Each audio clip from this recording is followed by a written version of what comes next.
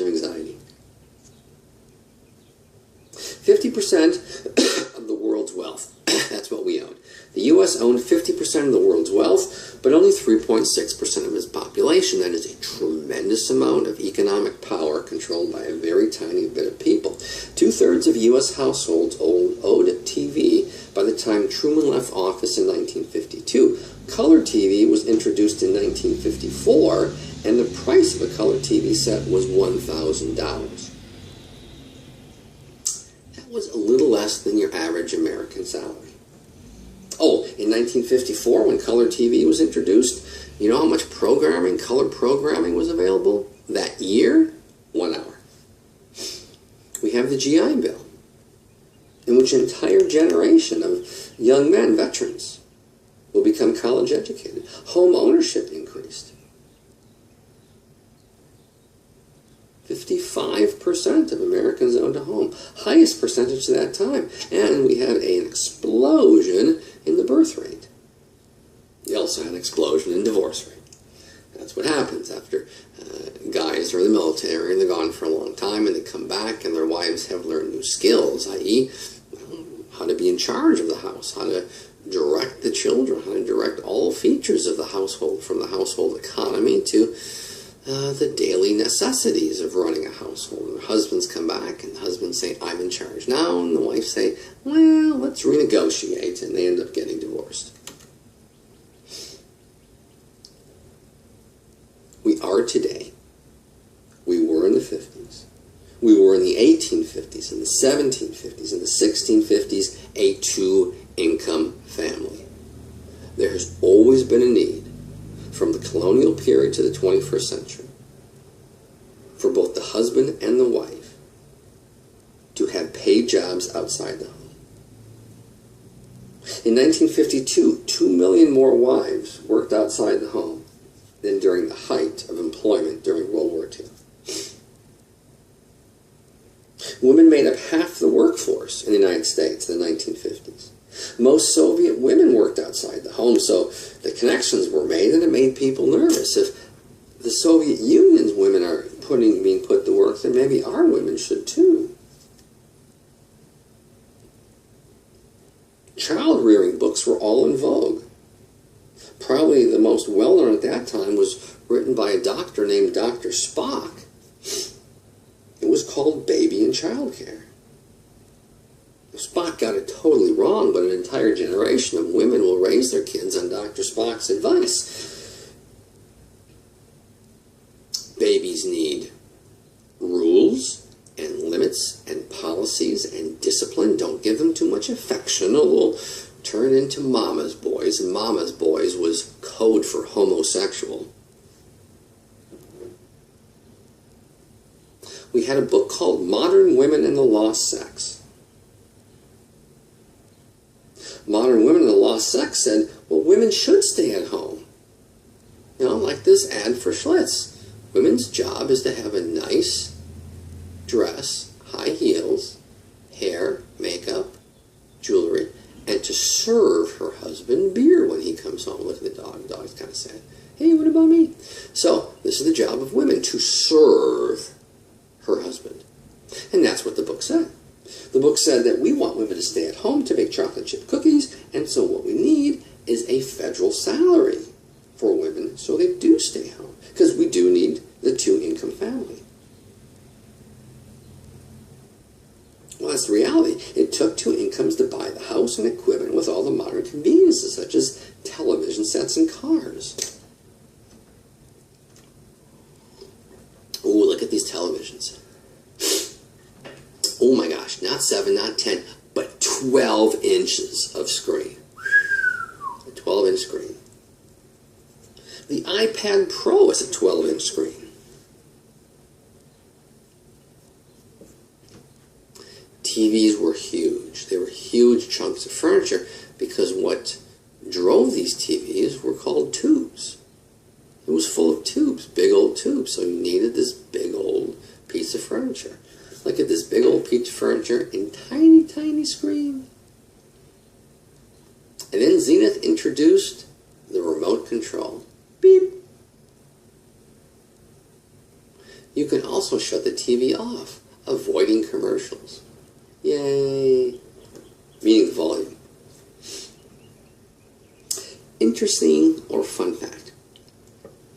The width of the average American chair has doubled in size since the invention of the remote control.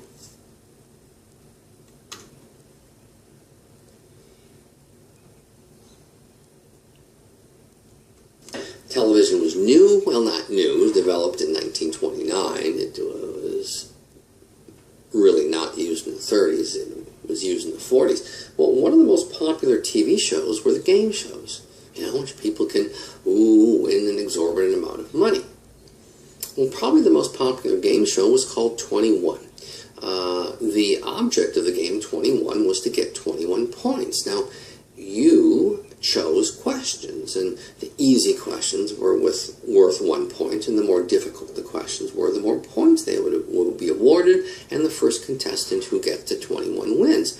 Well, one of the biggest champions was a guy named Charles Van Doren. Charles Van Doren was a professor at Columbia, and he won $138,000. Clearly, I need to update this slide, which is $952,000 in 2005. Your question should be, why the hell should we care about what the value was in 2005? So, let's look at a cost of living comparison calculator and find out what it is today. And today is no longer 2005. Well, this thing is loading pretty slow, so I'll move on with it.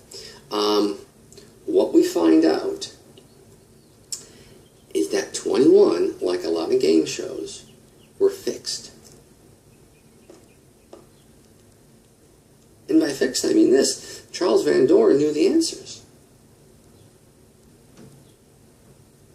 And not only did he know the answers, but he was taught how to act.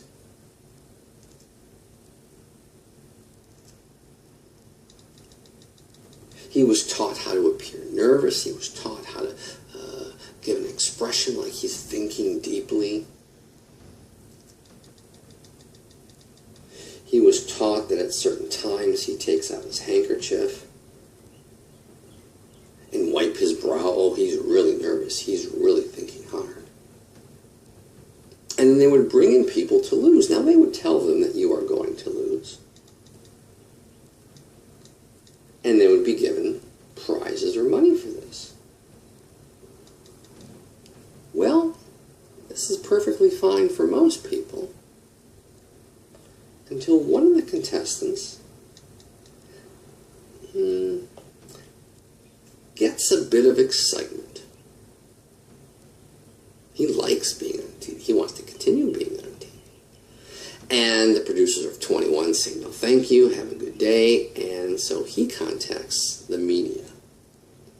And there is a federal investigation, and they find out that 21 was rigged. Now, there was no rule against this. Then Congress passed rules saying you can't do this, but at the time there were no rules. But it's going to discredit an industry based on the idea that anyone can be rich. Oh, here we go. $138,000 in 1957. In 2016 is $1,169,473. So I will need to update this slide. That's a lot of money. Oh, one of my favorite TV shows was called Queen for a Day. And Queen for a Day, the host, this guy with the really weird mustache, would bring in 3 women. And these 3 women would tell their story to the live audience and to the panel of judges. And their stories were sad. Their husbands lost their jobs. Their sons won't listen to them. Their daughters got pregnant. They got kicked out of their house. My father died of malaria. Whatever. Really, really personal stuff. Really, really sad stuff. And then the audience would vote by applauding. Then the judges would vote. And whichever woman had the saddest, most pathetic life would be named Queen for a Day. for a day? Well, you get a new washer and dryer. Or his and her lazy boy recliners. The message was this: whatever personal problem, whatever real human problem you're experiencing, the problem could be alleviated through consumerism.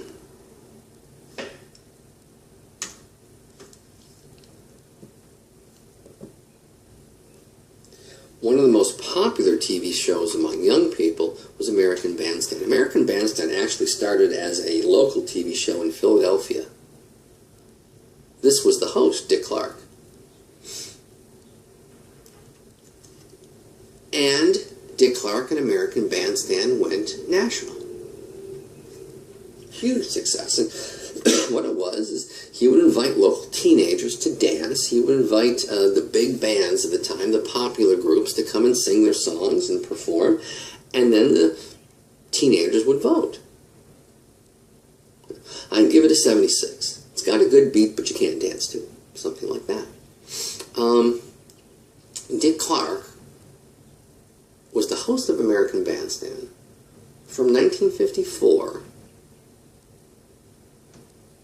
until, when did he retire? I believe it was 1999. That was 45 years. And then he was involved in other media events, and then he had a stroke. Dick Clark's nickname was America's Oldest Teenager. Well, before he got involved with American Bandstand, he was a local DJ, promoter of concerts.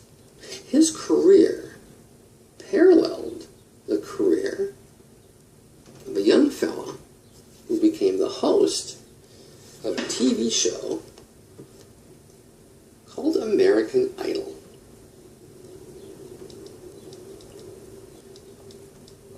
What is the name of the host of the now X show, American Idol? Anybody remember? Show hasn't been off the air that long. His name was Ryan Seacrest. Ryan Seacrest was 21 when he became involved in media, a disc jockey. Dick Clark was 21 when he became involved. I think Ryan Seacrest was 26 when he became the host of American Idol. Anyhow, he was the same age as Dick Clark, so there was a lot of comparisons between these two. Will Ryan Seacrest's career be as long as Dick Clark's? Will American Idol last as long as American Bandstand? And the answer to all that is no. But it was an interesting intellectual exercise at the time. Culture noir. In 1947, a pilot named Ken Arnold was flying his personal plane near Mount Rainier when he saw something that reported to the local authorities as a saucer skipping through the sky. That's this country's first observance of what we will call an unidentified flying object. Well, this is some of the aspects of the culture noir, rock and roll. Who is this guy? Come on, from Texas, Lubbock. Come on. Nobody knows? We'll come back to him. Mickey Hardy. What's up with this? What's up with this exercise? What's up with this physique? Exercise became all the rage in the 1950s. Both male bodybuilders and to help housewives exercise. Being in shape was all the rage in the 1950s. Not quite the shape of Mickey Hardigy, but certainly in that direction.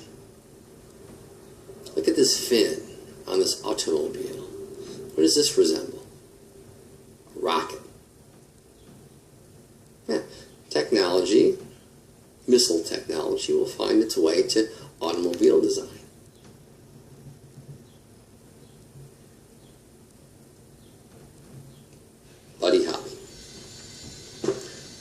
Colleen the Crickets, who will die in a plane crash in Iowa, along with Richie Valens and the Big Bopper.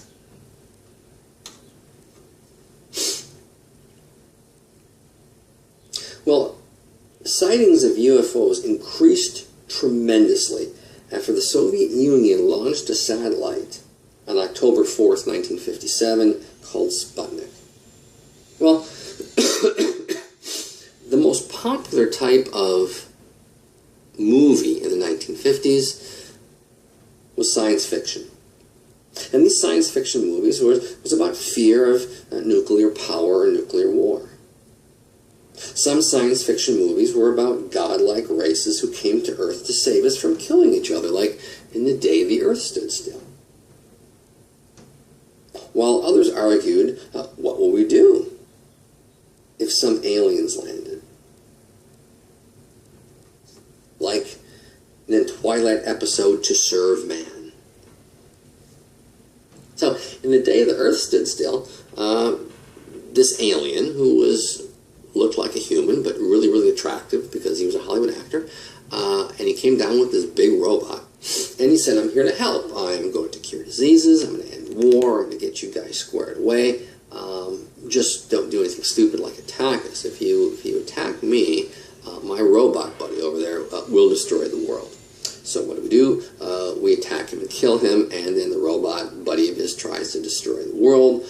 Luckily, this really, really attractive alien had a brief encounter with a red-blooded American woman, and he tells her the secret code to get the robot to stop killing or destroying the world. And so the last scene is she runs up and yells this code to the robot, and the robot stops, and the world is saved. But the world did not advance because we killed this guy who was here to save us. Attack of the 50-foot woman. She's walking around minding her own business when she gets a dose of radiation. She gets super tall, and then she wears a bikini and a miniskirt, and she gets really pissed off and starts destroying cities. Then you had the Incredible Shrinking Man, who also got a dose of radiation, and he got small. So I guess when women get radiation, they get big, and they wear bikinis, and they get mad. And when men get hit by radiation, they get small. And so as the movie goes along, the predators become smaller and smaller. Eventually, he becomes so small that we can no longer see him. He disappears from the visible eye. And the big question at the end is, does humanity still exist, even though we can no longer see the human? Well, To Serve Man, one of my favorite Twilight Zone episodes. These aliens come down here, and they say what we do is we run around the universe and we identify civilizations that are on the verge of self-destruction, like you knuckleheads are with the atomic bomb, and we're going to save you from yourselves. You will get rid of the bomb. You will get rid of all your weapons. That's how we're going to end war. You do that, and we will end all diseases. We will end all suffering, all sadnesses, all your problems we will end. We will show you how to grow enough food for everybody to be fat and happy. You will have no problems. Just get rid of your weapons. So, should we or should we not? And we're debating it, and the military is giving advice, and the United Nations thinks about it, and eventually the United Nations says, okay, what the heck? We're going to support this idea. We're going to disarm. You teach us how to live a wonderful, happy, healthy life. Well, this alien has a book, and he says that's their book on how to cure diseases and help out humanity. Well, a couple of American scientists steal the book one day, and they're able to decipher the title. And the title of the book is To Serve Man. And I think, okay, maybe these guys are legitimate. To serve man, that's nice. Very nice. Well, one of the scientists, a female scientist, says, you know what, let's try to decipher the rest of it and to see what it is. Well, her boss, a guy, decides, well, he's going to go back to this alien world. Oh, that was something else. So this alien program was a cultural exchange program. He said, our people will come here and live amongst you, and we'll take you by the millions to our planet. And so this male scientist is walking up the alien spacecraft, and his female scientist comes running up and she says, "To serve man is a cookbook." Well, he's on his way to the alien planet, and he knows what his fate is going to be. So the argument is, sometimes we just may not be prepared. When people show up and say, "We're going to help." Okay. Here is a still of that. See, here's the female scientist. "To serve man is a cookbook." He played Jaws in a few James Bond movies. He was also Lurch in the 1960s TV show The Addams Family. And there's Sputnik. Sputnik creeped us out for a number of reasons. One, it kind of ticked us off because the Soviets were the first to put a satellite in space, a human-made piece of equipment that went around and around and around the world. The other problem was this. Oh, I'm sorry, and it had a radio in it. And you could turn your radio on a certain frequency, and as it passed overhead, you would hear beep, beep, beep, beep. Well, the concern is this. If the Soviets couldn't put a satellite with a radio, they could also put a satellite with an atomic bomb into it. And so you know what we need? We need bigger and stronger atomic weapons and a better, stronger, better delivery system. That's going to come in the form of something called the Intercontinental Ballistic